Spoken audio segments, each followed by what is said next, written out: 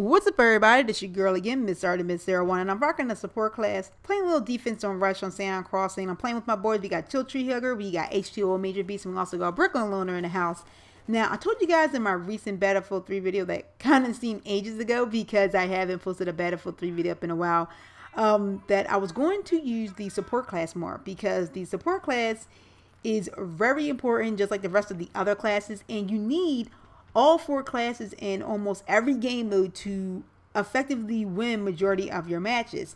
Now, I have heard commentators say, well, you know, the support class is kind of garbage and you really only need the assault or engineer, and that's where I have to sit there and disagree with them because you need to be really proficient in every class in this game. You know, I remember when I first played Battlefield 3, I kind of only stuck with the assault class the majority of the time because it was pretty much the easier class to use, and if I was in a sticky situation, I can just throw down a medic pack and I was pretty much good to go and, you know, healed myself up. And instead of asking my teammates, hitting the select button a gazillion times saying I need some health, I need some a health pack, can you please help me out? Because we all know that if you keep hitting the select button, teammates don't like to hear you. They just walk right on past you.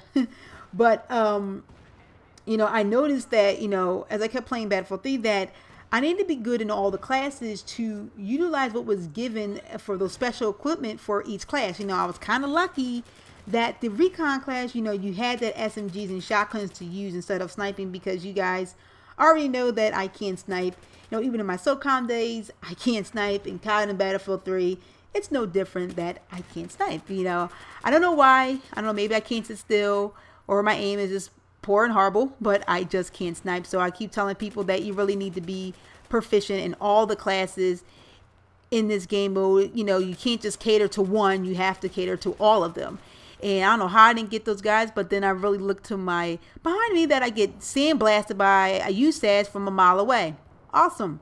But in this gameplay on Sand Crossing, I noticed that this map is more enclosed around building. It's very difficult for vehicles to pretty much spam the crap out of you, and the only thing you really have to worry about for vehicles on this map is the tank and the LAV, which is called Big Bertha. But you know, where the MCOMs are, they're more in a tight spot where the LAVs and tanks can't really go, and you have to travel on foot majority of the time for the MCOMs on this map. So instead of being equipped with C4, you know, I decided that I would use Claymores for, you know, a better option. Now, you guys might, you know, scream, you know, Claymores, or, you know, you hate Claymores, you know, C4 all the way. Well, you guys are going to have to accept it, you know, just like me. You know, as I kept getting killed by random Claymores in nowhere land, which pretty much finds me all the time, you know, in this gameplay, you know, that's what I'm using. I'm placing them in random spots because, you know, hey, they work. You know, they work where I place them at. And I also kind of know where I'm placing them at sometimes too, just in case I have to run back and, you know, kill it, you know, to pretty much kill an enemy or something like that. Or know that, you know, my area has been breached and I have to really go back to that area to pretty much watch where the enemy is coming from. And what I need to learn is to position the Claymores a little bit better. Look at this found knife right here. Oh God, I need to stop doing that. It's from knifing from the front, and remember to knife from behind, because this is not COD. You can't just knife in the front. But what I'm learning is for my Claymores to position them better, like in where the enemy always comes at, which I call the hot spots. Or pretty much I love placing Claymores in dark areas, which is always a great idea since most of the walkways in Sand Crosses is in dark areas and people don't really watch their feet. And but I noticed that when people jump over objects and whatnot, and they pretty much don't notice, I don't know, how did I die right there?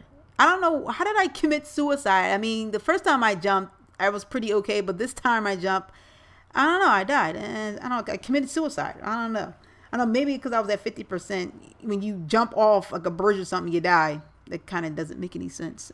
But anyway, what I'm noticing is, you know, when people jump over objects and whatnot, I'm noticing that I'm being sneaky with my Claymores and placing them there as well, because nobody really looks at over objects when they jump over like a window or a tree or like those railing or bars or anything like that. People don't look at where their feet are when they're jumping, so you can pretty much put a claymore there. And look at I catch this guy. Give me them dog tags, son, honey. Don't be shooting at my friends. He's sniping over there. I see you. I see you. But another thing why I like using claymores is I don't feel like I have to babysit the MCOMs too much, when I'm on defense. As you can see in this gameplay, I place my claymores around the MCOMs. I'm trying to place them more in different locations around the MCOMs so I can pretty much catch a lot of the enemies off guard. But what I really like to do is pretty much, I don't feel like I need to be constricted my movements around by babysitting the MCOM. So that's why I like to really use claymores now on maps like these that are really close, like close quarters, and I don't really have to worry about vehicles really spamming the crap out of me. So like I said, you may hate the claymores, but get used to them. I seen them everywhere, even in team death matches, especially in team death matches where support people just love to just camp in buildings and whatnot. I'm actually seeing some creative people use claymores. If you're actually being chased by an enemy, place a claymore down, and keep on running. And that pretty much, gets them, that's been pretty much getting me. But that's the end of my video. I do go 25 and 10. And hope you guys enjoyed the tips. Use claymores. They're pretty good to use. All right, guys, I will see you soon.